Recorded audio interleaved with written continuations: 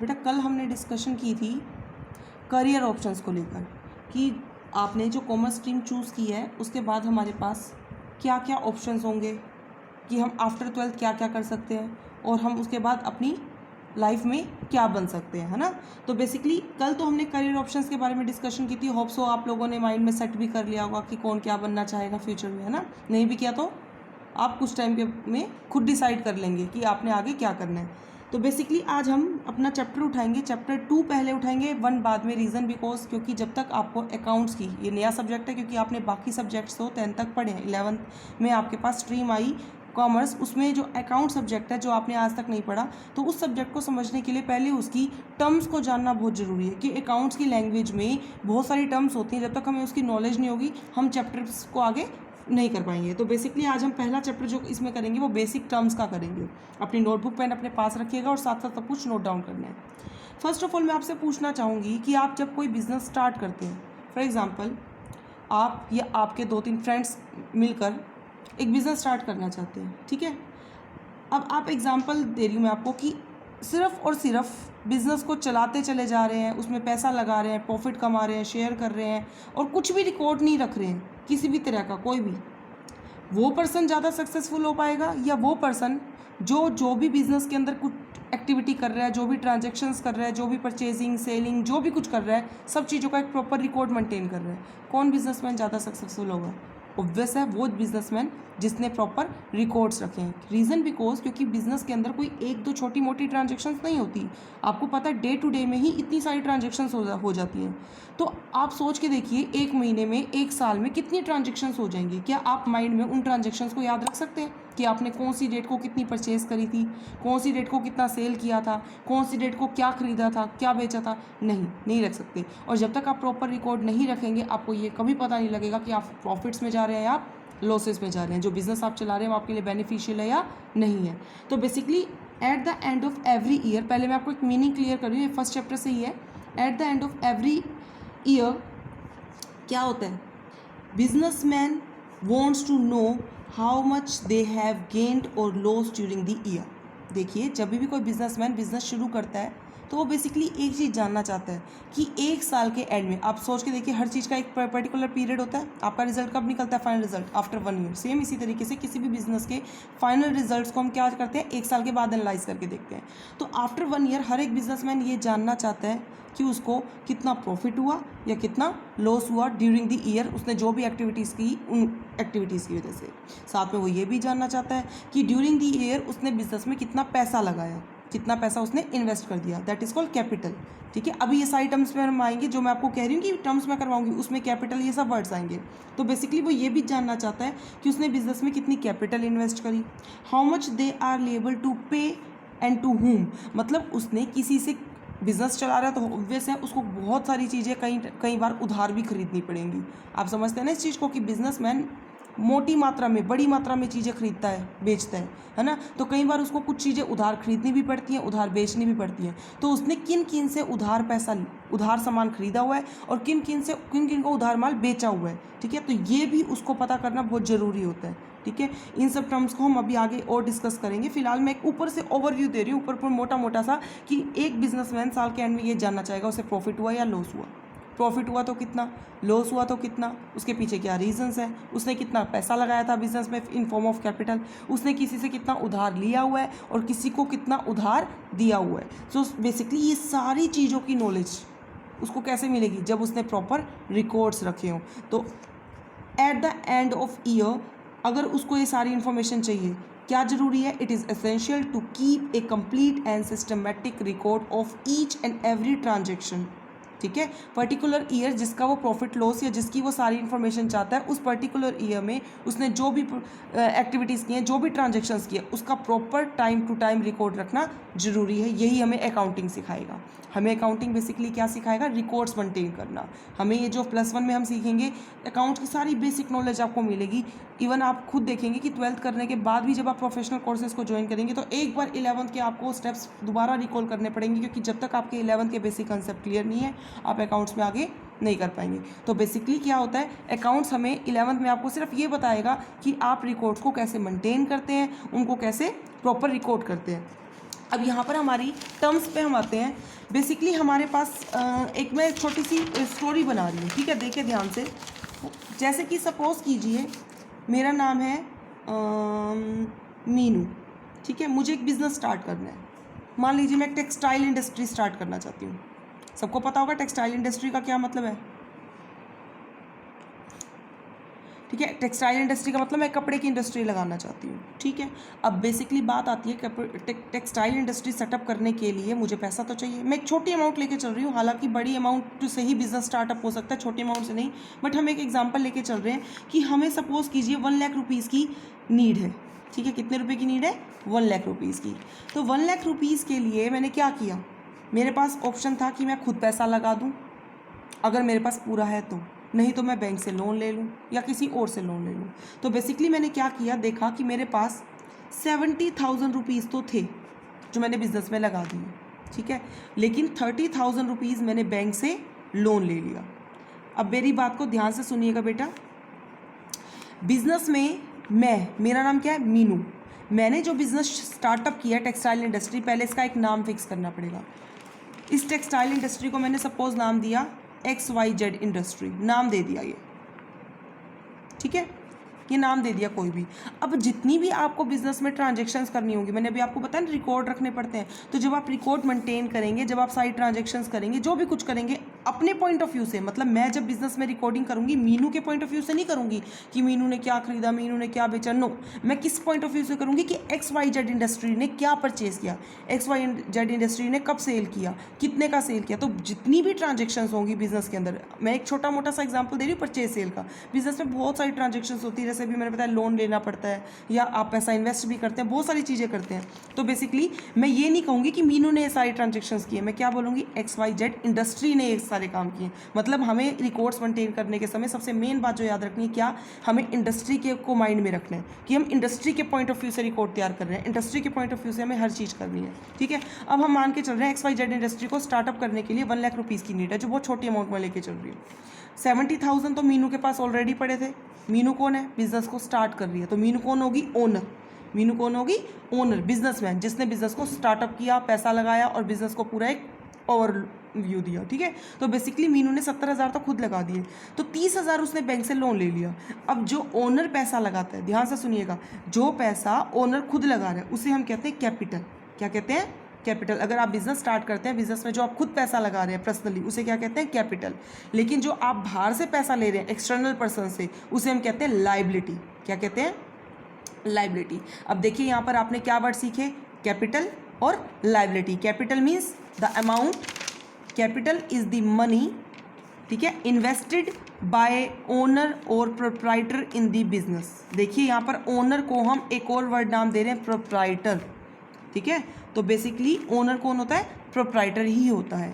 तो कैपिटल वो अमाउंट है जिसको किसने इन्वेस्ट किया है? ओनर ने, प्रोप्राइटर ने बिजनेस में। क्लियर होगी बात यहाँ पर। दूसरा हमने वर्ड पढ़ा लाइबिलिटी। अब लाइबिलिटी क्या होती है? लाइबिलिटी वो अमाउंट होती है जिसको बिजनेस में किसी से लिया गया है, बिजनेस को चलाने के लिए किसी से, बाहर वाले से हमने लिया है, जिसको हमने पे करना है। मीनू एंड कंपनी ने XYZ टेक्सटाइल इंडस्ट्री जो हम बात कर रहे थे, उस इंडस्ट्री ने 30,000 रुपये का बैंक से लोन लिया, तो कंपनी को, बैंक को ये पैसा वापस करना पड़ेगा, ठीक है। That is known as liability. तो वो amount, liability is the amount which is payable by the business. ये वो पैसा है जो बिजनेस को पे करना है, ठीक है। ये पेमेंट करनी ही करनी पड़ेगी क्योंकि आपने किसी से लोन लिया या किसी से कुछ भी उधार खरीदा। इवन सपोज कीजिए आपको टेक्सटाइल इंडस्ट्री सेटअप करने के लिए थ्रेड की नीड थी। अब आप खुद सोच के देखिए, टेक्सटाइल इंडस्ट्री मतलब कपड़े की इंडस्ट्री, कपड़ा बनाना है। कपड़ा बनाने के लिए आपको क्या चाहिए? थ्रेड चाहिए, कॉटन चाहिए, यार्न चाहिए। तो आप इस सब चीज़ों को जो आपको कपड़ा बनाने के लिए चाहिए, इन्हें हम कहते हैं रॉ मटेरियल। ध्यान से सुनिएगा, किसी भी बिजनेस को चलाने के लिए उसमें जिस चीज़ का हम बिजनेस कर रहे हैं उस चीज़ को हम क्या कहते हैं? गुड्स कहते हैं। और उन गुड्स को बनाने के लिए हमें क्या चाहिए होता है? Raw material. जैसे मैं एग्जांपल दूँ, मैंने एक फ़ोन की मोबाइल स्टोर खोला है, तो फ़ोन, उस मोबाइल स्टोर में मेरे को क्या रखना पड़ेगा? गुड्स की फॉर्म में क्या रखना पड़ेगा? मोबाइल्स को, क्योंकि मैं किस चीज़ का बिजनेस कर रही हूँ, मोबाइल्स का, तो वहाँ पर गुड्स क्या होंगे, मोबाइल्स होंगे, ठीक है। इसी तरीके से हम जिस भी चीज़ का बिजनेस करते हैं, फॉर एग्जांपल मेरी एक क्या नाम है, लकड़ी का कोई मैं बिजनेस स्टार्टअप करना चाह रही हूँ, ठीक है, तो उसमें जो भी मैं फर्नीचर बना रही हूँ, जो भी कुछ बना रही हूँ, उसके लिए मुझे लकड़ी चाहिए, लकड़ी मेरे लिए क्या है, गुड्स है। तो बेसिकली हम जिस भी चीज़ का बिजनेस करते हैं उस चीज़ को हम क्या कहते हैं, गुड्स। तो यहाँ पर वो पैसा जो मुझे, हम अपने वापस पॉइंट पे आते हैं, हम जो पैसा बाहर वालों से उधार ले रहे हैं या हम किसी से कोई उधार माल खरीद रहे हैं इवन, ठीक है, तो ये सारा जो भी उधार से रिलेटेड चीज़ है वो सारी किस में आती है, लायबिलिटी में आती है, ठीक है। तो बेसिकली हम बात कर रहे थे ओनर से जो पैसा लिया उसे हम कैपिटल कहते हैं, और जो हमने बाहर से उधार वगैरह लिए उसे हम लायबिलिटी कहते हैं। अब यहाँ पर एक बात आ रही है, मैंने आपको कहा था बिजनेस को स्टार्टअप करने के लिए 1 लाख रुपया चाहिए। क्यों चाहिए 1 लाख रुपये बिजनेस को स्टार्टअप करने के लिए? अब मैं कह रही थी मेरे को टेक्सटाइल इंडस्ट्री खोलनी है। टेक्सटाइल इंडस्ट्री में आपके पास क्या क्या चाहिए होगा? टेक्सटाइल इंडस्ट्री खोलने के लिए आपको सबसे पहले तो ज़मीन चाहिए, लैंड चाहिए ना, और उसके साथ आपको क्या चाहिए, मशीनरी चाहिए, क्योंकि खाली लैंड पर एक बिल्डिंग खड़ी कर देने से, एक फैक्ट्री खड़ी कर देने से खाली इंडस्ट्री नहीं चलेगी, वहाँ पर आपको मशीनरी चाहिए। जब तक मशीनरी नहीं होगी, उसमें लेबर काम नहीं करेंगे, तब तक वो कपड़ा बन के नहीं आएगा। तो बेसिकली किसी भी इंडस्ट्री को सेटअप करने के लिए आपको पैसा क्यों चाहिए? क्योंकि आपको बहुत सारी चीज़ें उसमें लगानी है, जैसे लैंड चाहिए, ठीक है, बिल्डिंग चाहिए, मशीनरी चाहिए, प्लांट्स चाहिए, लेबर चाहिए, सारा कुछ आपको बिजनेस के अंदर लगाना पड़ेगा। और ये सारा कुछ अरेंज करने के लिए आपके पास ऑप्शंस बहुत सारे हैं। आप पैसा ओनर खुद भी लगाता है, लोन भी ले सकता है, और भी बहुत सारे ऑप्शंस हैं जिसको हम धीरे धीरे आगे बढ़ेंगे। फिलहाल मैं आपको एक जो बात बता रही हूँ कि आपने जब ओनर से पैसा लिया और जब बाहर से पैसा लिया, दोनों पैसे को मिलाकर हमने जो 1 लाख रुपये लिए उससे हमने क्या परचेज़ करी हैं? लैंड, बिल्डिंग, इक्विपमेंट्स, प्लांट्स, ये सब चीज़ें क्या हैं? ये सब चीज़ें असेट्स। ध्यान से सुनिएगा, यहाँ पर हमारा एक नया टर्म आई, असेट्स। एक टर्म थी कैपिटल, एक टर्म थी कैपिटल लायबिलिटी। दोनों टर्म्स को मिलाकर हमने 1 लाख रुपए अरेंज किए। ये 1 लाख रुपए मैंने क्यों अरेंज किए? ताकि मैं क्या खरीद सकूं? असेट्स खरीद सकूं। असेट्स में मैंने क्या बताया? जैसे लैंड, बिल्डिंग, मशीनरी, और कुछ मैंने कैश भी रखे रहने दिया। सारा कुछ बेच, सब कुछ पूरा पैसा इस्तेमाल करके मैंने खरीद नहीं लिया सब कुछ, बल्कि कुछ पैसा कैश में की फॉर्म में भी रखा, क्योंकि हो सकता है मुझे टाइम टू टाइम, हो सकता है क्या, हमें टाइम टू टाइम नीड पड़ती है बहुत सारे टाइम पे कैश की। तो हमने क्या किया, कुछ पैसा कैश में रखा और कुछ पैसा हमने बैंक में डाल दिया। क्योंकि ये मैंने बहुत छोटी अमाउंट लिया, तो इस अमाउंट में सारी चीज़ें पॉसिबल नहीं है, मैंने समझाने के लिए छोटी अमाउंट ली थी। जब बिजनेस स्टार्टअप होता है तो बहुत मोटी रकम लगती है। कुछ पैसा हम लैंड पे लगाते हैं, कुछ बिल्डिंग पे, कुछ मशीन पे, कुछ कैश में रखते हैं, कुछ बैंक में डालते हैं। ऐसे हम बहुत सारी चीज़ें परचेज करते हैं, ठीक है। तो बेसिकली हमारा यहाँ एक फॉर्मूला क्रिएट हुआ, बहुत इंपॉर्टेंट फॉर्मूला, कि assets is equal to capital plus liability. It means आपने जो भी असेट्स परचेज करनी है वो सारी पैसा हमें कहाँ से आया? 70,000 हमने खुद लगाए और 30,000 का हमने लोन लिया। एक छोटा सा मैंने एग्जांपल देकर आपको एक फॉर्मूला क्लियर किया और एक 3 टर्म्स क्लियर किए, असेट्स, लायबिलिटीज एंड कैपिटल। अब यहाँ पर हम थोड़ा सा और आगे इसको एक्सपेंड करेंगे। हम असेट्स की बात कर रहे थे और लायबिलिटीज़ की बात कर रहे थे। लायबिलिटीज़ को बेसिकली हम 2 तरह से ले रहे हैं, इंटरनल और एक्सटर्नल। इंटरनल मतलब जो मैंने अंदर वालों से पैसा लिया। अंदर वाला कौन? बिजनेस में मैंने खुद पैसा लगाया, तो अंदर वाली तो मैं हुई ना। तो मैं खुद ओनर जो पैसा लगा रही है उसे हम क्या कहते हैं? कैपिटल। तो ये तो इंटरनल लायबिलिटी हो गई। लेकिन एक्सटर्नल लायबिलिटी मतलब जो मैं बाहर वालों से ले रही हूँ, जैसे मैंने बैंक से लोन लिया तो ये एक्सटर्नल लायबिलिटी है। जैसे मैं कहूँ कि मुझे कपड़ा बनाने के लिए थ्रेड चाहिए था, कॉटन चाहिए थी, जो मैंने किसी और दूसरी टेक्सटाइल इंडस्ट्री जो कि कॉटन वगैरह बनाती है उससे रॉ मटेरियल परचेज किया, लेकिन उधार ली है, पैसा नहीं दिया। उसको मैंने बोला जब मेरा माल बिक जाएगा तो मैं पैसा पे कर दूंगी, क्योंकि कंपनीज में डीलिंग होती रहती है। तो बेसिकली मैंने उससे उधार खरीदा है। तो मेरे लिए वो कौन बन गए? जिनसे हम, यहाँ एक और नई टर्म आई, क्रेडिटर, जिनसे हम कुछ उधार खरीदते हैं। मान लो मेरी टेक्सटाइल इंडस्ट्री का नाम था XYZ इंडस्ट्री, तो मैंने अगर किसी दूसरे से उधार खरीदा है तो वो पर्सन मेरा कौन बन गया? क्रेडिटर बन गया। और creditor is the part of external liability, क्योंकि क्रेडिटर मुझे छोड़ेगा नहीं, मुझे उसका पैसा चुकता करना ही करना पड़ेगा। क्या आप बताइए, किसी से उधार खरीदेंगे क्या वो आपको छोड़ देगा? नो। हर दूसरे चौथे आपको रिमाइंड कराएगा। हालांकि आपका एक टाइम पीरियड फिक्स होता है कि आप कितने समय के बाद पे करेंगे, पर आपकी वो क्या बन गई? लायबिलिटी बन गई। तो आप लोन ले रहे हैं तो भी लायबिलिटी है, आप किसी से उधार खरीद रहे हैं तो भी लायबिलिटी है, आप बैंक ओवरड्राफ्ट कर रहे हैं तो भी वो लायबिलिटी है। अब ओवरड्राफ्ट का क्या मतलब है?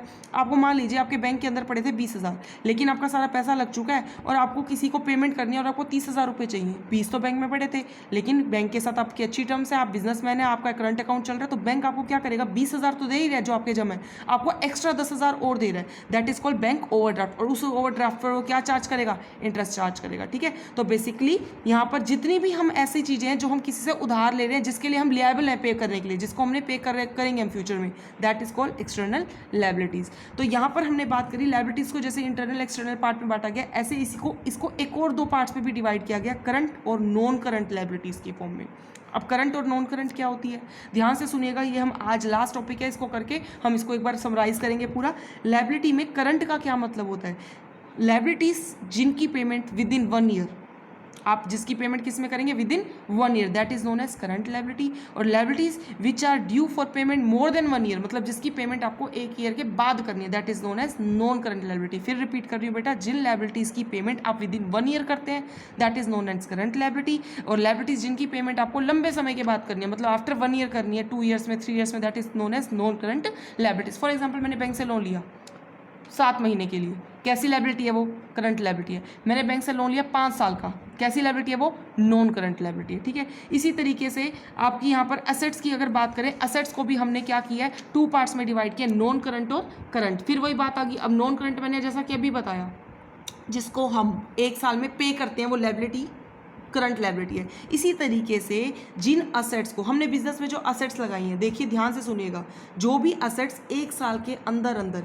कैश में कन्वर्ट हो जाती हैं, हमने बिजनेस में जितनी भी असेट्स लगाई हैं जिनको हम 1 साल में कैश में कन्वर्ट कर देते हैं, या जिसको हम बेचने के लिए बिजनेस में लगा रहे हैं, ठीक है। 2 बातें हो रही है, जिसको हमने बिजनेस में क्यों लगाया है, बेचने के लिए। जैसे मैंने आपको कहा बिजनेस स्टार्टअप किया, ठीक है, किसका, टेक्सटाइल इंडस्ट्री का। मैं वहाँ पर क्या चीज़ खरीद के लगाऊंगी, गुड्स रखूंगी। गुड्स में क्या रखूंगी, कपड़ा, क्योंकि मेरे टेक्सटाइल इंडस्ट्री है तो मैं क्या बेचूंगी, कपड़ा बेचूंगी। कपड़ा मेरे लिए क्या है, गुड्स है। अब एक बात बताइए, मेरा जो भी कपड़ा बनेगा मैं क्या चाहूँगी, आज बन रहा है कल बिक जाए, या आप ये सोचेंगे कि पड़ा रहे, जब बिकता है रहे, नो, आप सोचेंगे आज बन रहा है कल बिक जाए। तो जिन चीज़ों को आप बिजनेस के अंदर साल के अंदर अंदर कैश में कन्वर्ट कर देना चाहते हैं, या जिन चीज़ों को आपने बिजनेस में बेचने के लिए लगाया है, that is known as current assets.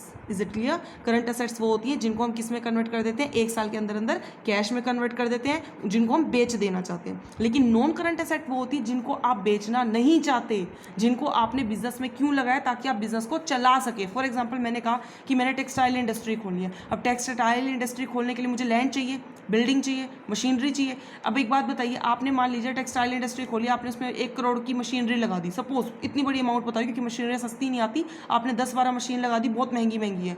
क्या आप सोचेंगे आज खरीदिए और कल बेच दें, या 1 साल के अंदर अंदर बेच दें? नो, आपकी कोशिश रहती है। इवन आप खुद सोच के देखिए, घर में एक छोटा सा एसी भी खरीदेंगे ना, आप सोचेंगे 3 साल तो निकाल दे, 4 साल तो निकाल दे। क्या आप बेचना चाहेंगे उसको खराब होने से पहले? नो। तो जिन असेट्स को आप बेचने के लिए नहीं, बिजनेस को चलाने के लिए उसमें एक बार लगा कर लंबे समय तक उसका बेनिफिट लेना चाहते हैं, that is known as non current assets. Clear है? हम यहाँ तक आज करेंगे, क्योंकि आगे का फिर बहुत ज़्यादा फैल जाएगा, फिर आपके दिमाग में चीज़ें सकती होंगी। एक बार गो थ्रू कर लेते हैं, थोड़ा सा समराइज कर लेते हैं कि बिजनेस के एंड में हर एक बिजनेसमैन क्या जानना चाहता है, कि उसे कितना प्रॉफिट लॉस हुआ, बिजनेस में उसने क्या लगाया है, कितना पैसा किसी से उधार ले रखा है, किसी को कितना उधार दे रखा है। सारी चीज़ों का रिकॉर्ड रखना बहुत ज़रूरी है, क्योंकि जब तक रिकॉर्ड नहीं रखेगा तब तक उसको इन चीज़ों की इन्फॉर्मेशन नहीं मिलेगी। रिकॉर्ड रखने के लिए उसके पास बहुत सारी टर्म्स की नॉलेज होनी बहुत जरूरी है, क्योंकि अकाउंट्स का बच्चा तभी इन टर्म्स को रिकॉर्ड कर सकता है जब तक उसके पास सभी चीज़ों की नॉलेज हो। इसलिए हमने क्या किया, स्टार्ट किया एक बिजनेस के नाम से। हमने एक सोचा कि एक पर्सन जो बिजनेस स्टार्टअप कर रहे हैं, अब यहाँ पर मैंने बिजनेस स्टार्टअप किया टेक्सटाइल इंडस्ट्री का, जिसको नाम दे दिया XYZ टेक्सटाइल इंडस्ट्री। अब आपने जितनी भी ट्रांजेक्शन्स करनी है इसी इंडस्ट्री के नाम से करनी है। अपने आप को सोचना ही नहीं है कि मैंने क्या खरीदा बेचा, हमने क्या सोचना है XYZ इंडस्ट्री ने क्या खरीदा और क्या बेचा। अब मैंने एक छोटा सा एग्जाम्पल दिया कि बिजनेस को स्टार्टअप करने के लिए पैसा चाहिए था, 70 मैंने खुद लगाया, 30 मैंने बैंक से लोन लिया। 70 जो मैं खुद लगा रही हूँ that is known as capital, और जो मैंने 30 बाहर से लिया that is known as bank loan. इसके अलावा इस लोन को हम क्या कहते हैं, लायबिलिटी। लोन को ही हम क्या कहते हैं, लायबिलिटी। लायबिलिटी सिर्फ लोन तक लिमिटेड नहीं है, लायबिलिटी एक बहुत बड़ी टर्म है जिसके अंदर सारी वो चीज़ें आ जाती हैं जिसको हमने पे करना है। The amount for which we are liable to pay, वो पैसा जिसको हमने पे करना है, चाहे 1 साल में पे करना है, चाहे 1 साल के बाद पे करना है, all are known as liability. तो बैंक लोन हमारा किसका पार्ट है, लायबिलिटी का पार्ट है। और जब हमने बिजनेस को स्टार्टअप करने के लिए सारा पैसा अरेंज कर लिया, उससे हमने क्या परचेज कर ली, डिफरेंट असेट्स परचेज कर ली। कुछ पैसा कैश में रहने दिया, कुछ पैसा बैंक में डाल दिया। तो सभी असेट्स को मिलाकर हमने जो भी लगाया वो सब किससे लिया, कैपिटल और लायबिलिटी से। तो assets is equal to capital plus liability, एक इंपॉर्टेंट फॉर्मूला, ये पूरी अकाउंट्स में आपको आगे तक काम आएगा, इसको माइंड में रखना है। ठीक है बेटा, चलिए आज के लिए डन है। आप इस सारी टर्म्स को एक बार रिकॉल करेंगे। मैं यही सेम जो आपको पढ़ाया है वीडियो के थ्रू आपके क्लास ग्रुप में सेंड कर दूंगी। जहाँ पर आपको दिक्कत हो रही हो आप उस वीडियो को दोबारा रिवाइंड करेंगे, सुनेंगे, और फिर भी आपको कोई दिक्कत हो तो आप मुझे किसी भी समय कॉल कर सकते हैं। ओके बेटा, बाय।